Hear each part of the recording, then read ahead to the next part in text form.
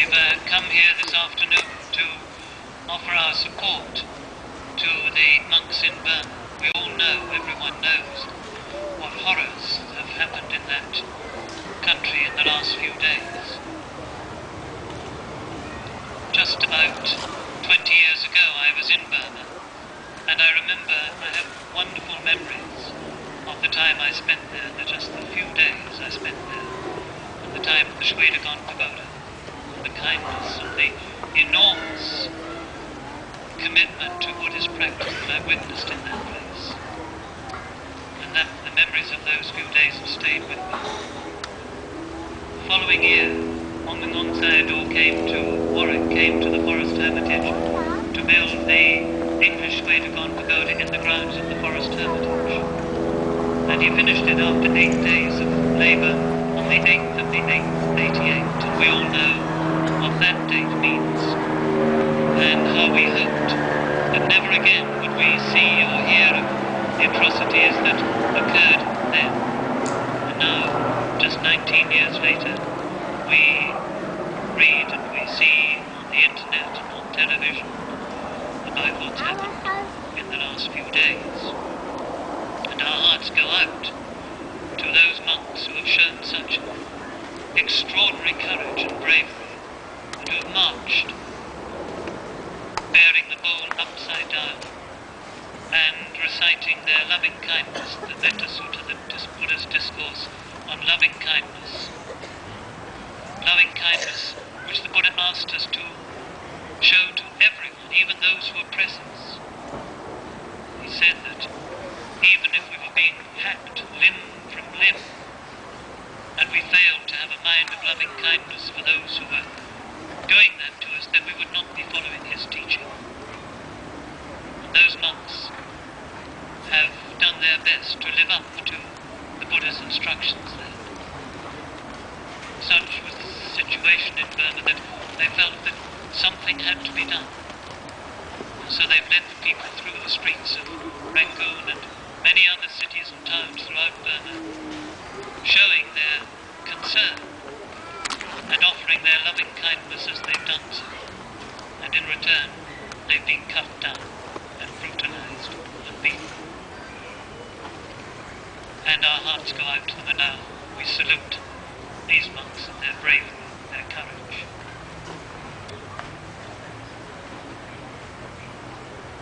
What can we do? We've come here today at least to show that we know and we care. At least we care. And we hope that people will listen and realize what's happened, and realize how important it is that we don't turn a blind eye to this, that we don't just let it go by, because really so much is at stake. Not only the lives of those monks involved, but the freedom to practice the truth, the freedom to live a life of virtue, the freedom to struggle to live without anger. This is all that Buddhism upholds, and this is threatened now, again, and in Burma, a land which for so many centuries has been devoted to the teachings and practices of Buddhism. And it is so sad. So let us not let it go unnoticed. Let us raise our voices and let people hear, and especially let those monks know that we care and we salute them. What can we do? We can at least care, and we can show we care, and we can let people hear what's happening, and we hope for better things, that the power of their loving kindness will eventually win through and turn the hearts of their oppressors, those ordinary soldiers who are these days firing on their own people, their own relatives, their own kind. Let the loving kindness win through and break through that anger and hatred and horribleness. Let it stop. In all these conflicts, at some point, it has to stop. And it stops if at least one side shows no aggression. Thankfully, the monks, the people of Dhamma, have not shown that. They have done their best to follow the Buddha's teachings and to demonstrate peacefully and with loving kindness. Surely that must show. Surely that must eventually bear its fruit and win over the hearts of those who now are attacking. The Buddha said that hatred does not cease by hatred, but by not hating. By raising up our loving kindness, does hatred cease. This world is full of hatred, full of greed. We see so many examples of it every day. Your newspapers and your televisions are full of it.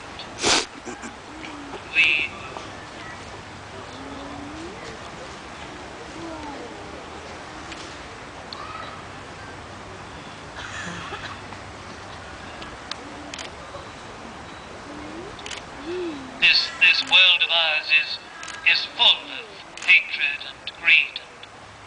We as Buddhists are trying to do our best to live a life without these defilements. This is what Buddhism offers us.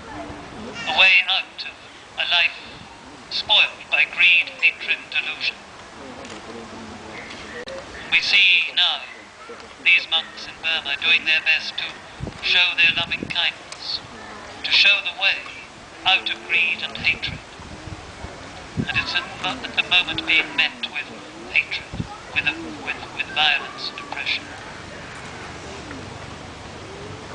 It's so important that this path is open to us, to those who follow and those generations who may come later. It isn't just for this moments of suffering now that we see, that we speak here, that we gather here today. It's because a great deal is at stake. Not just the freedom to practice religion, to do what you feel is the right thing. It's more than that. What's at stake is the very right and privilege to be able to live a life of virtue, to be able to live a life which is free of greed and hatred. And I ask of you all here to give your support to this, to do your best, your utmost yourselves, to free your minds of greed and hatred, and in these terrible times to not give way to the emotions which so easily rise to the surface. We know that it's a terrible thing that's happened, and instinctively many of us will feel not just revulsion but anger. Be careful, don't fall a prey to that anger. Please don't fall a prey to it. We have to lead in a new way. We have to show that there is another way to live. The monks in Burma have been doing their best to do that. They've been marching and chanting the Metta Sutta, the Buddha's discourse on loving kindness. Let us all be worthy of that example and do our best to react now with loving kindness, not with anger, and do our best to find a way of overcoming what's happening without falling a prey to the very emotions and the very mental states which have brought all this terrible oppression and violence about. We have to do things differently. And please now, all of you, remember this. We offer our loving kindness and our salutations to all those monks. We hope, and we are so desperately hoping that they will, that this very moment they are not suffering, that there is no more beating, there is no more violence, that they are being fed and looked after. We fear, of course, that this isn't the case. But still, keep your minds free of anger as best you can. Offer your loving kindness, and let us find a way out of this terrible situation. Please give them your support, your loving kindness. Try not to cease to think of them, and let us hope for better things. There is always hope, and things do get better and things do improve, so long as we keep trying. If we don't try, then things won't get better. But things can get better, and we have the message and the example of the Lord Buddha before us.